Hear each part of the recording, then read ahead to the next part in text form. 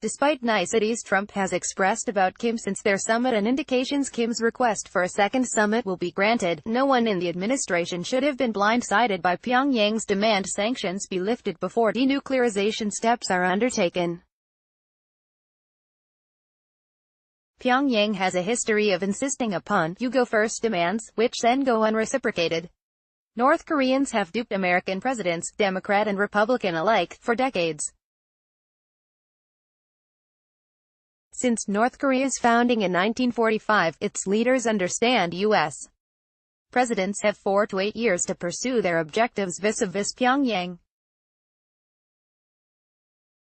They recognize, too, that dictatorship for life give them the advantage of consistency in pursuing their own goals. Since 1945, there have only been 3 North Korean heads of state, compared to 13 for the U.S. Thus, if facing a confrontational U.S.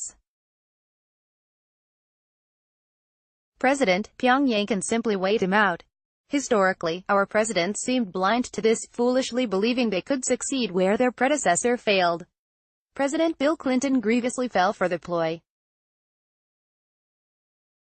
In 1994, concluding an agreed framework deal to end nuclear tensions, he announced that it represented the first step on the road to a nuclear-free Korean peninsula. While it did not, Clinton made a major good faith, but troubling, concession.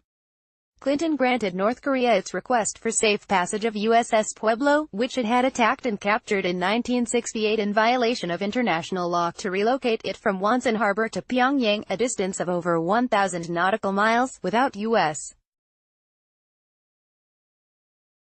interference to retake the ship.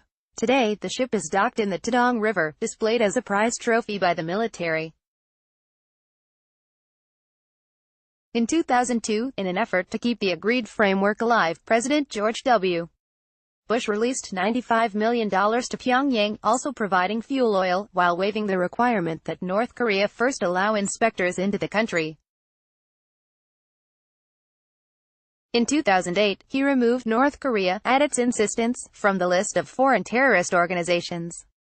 Unsurprisingly, Pyongyang again failed to reciprocate. Pyongyang's leadership undoubtedly treasured the presidency of Barack Obama, who embarked upon his strategic patience approach. This was just a fancy name for doing nothing, or, as one critic described it, strategic passivity. Such a non-confrontational U.S. policy enabled Pyongyang to make substantial advances in its nuclear and missile development programs. Perhaps Obama's motivation for this approach was his effort to negotiate a nuclear deal with Tehran, which was working closely with Pyongyang, fearing U.S. interference with North Korea's programs might derail discussions with Iran. This, undoubtedly, was why the 2015 agreement with Tehran was silent about it continuing to work with Pyongyang to achieve what was restricted under the deal. Rather than confront Iran on its nuclear cooperation with North Korea, Obama chose to take an "I know nothing" approach. Undoubtedly encouraged by John Kerry's recent advice to Iran to wait Trump out on its agreement, Kim seeks to do the same. But another development on the Korean peninsula should make Trump realize he now needs to play hardball with Kim at the second summit. South Korea President Moon Jae-in is a Korean version of Barack Obama. Just as Obama weakened U.S. military capabilities, Moon is doing the same for his, but more aggressively.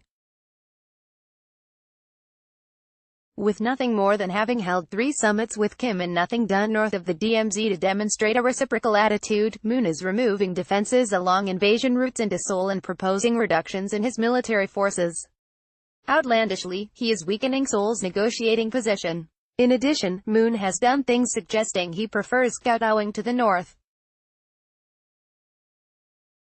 Similar to Obama, who refused to wear an American flag lapel pin, neither Moon, during his most recent trip north, nor anyone on his team wore a South Korean flag lapel pin. Additionally, Moon has taken steps to downplay his own country's legitimate existence. Textbooks in the South have long asserted this right, declaring itself as the only legitimate government on the Korean peninsula. However, this declaration is to be removed from new textbooks. Meanwhile, Moon uses his control of broadcasters to reduce dissenting views and promote North Korea's. It is clear Moon is unwilling to confront Kim on the denuclearization issue, content, instead, to submit to the alpha dog by rolling over on his back. His defeatist attitude should be worrisome since, should the North attack the South, we are committed by treaty to its defense. In his second summit, Trump needs to give Kim a strict timetable to implement denuclearization, without first lifting sanctions or making other contributions, unless he does so. Kim recognizes that after so much time, effort, and money devoted to his nuclear program, he stands to lose tremendous face with his military by giving it up. Trump needs to get him over this hesitancy. Perhaps by threatening to sink our own ship, USS Pueblo, in place, destroying its further use as a showpiece for his military, might convince Kim to get serious about denuclearization. Sinking our own ship, which we have a right to do since it remains ours, would demonstrate our seriousness about the matter and leave him guessing where we might strike next. Interestingly, the real benefactor in all this could be China. It has long feared a North Korea collapse would generate a flood of refugees and leave reunification under Seoul's tutelage. This would directly expose China's border to democratic ideals. However, with Moon seemingly more interested in a unified peninsula dominated by Kim, China would enjoy a communist buffer free of a U.S. force presence. The next move on the chessboard needs to be a forceful one by Trump, lest Pyongyang be left once again to implement a successful delay strategy. Lt. Colonel James G. Zumwalt, USMC, RAT, is a retired Marine infantry officer who served in the Vietnam War, the U.S. invasion of Panama and the First Gulf War. He is the author of Bare Feet, Iron Will Stories from the Other Side of Vietnam's Battlefields, Living the Juche Lie, North Korea's Kim Dynasty, and Doomsday, Iran the Clock is Ticking. He frequently writes on foreign policy and defense issues.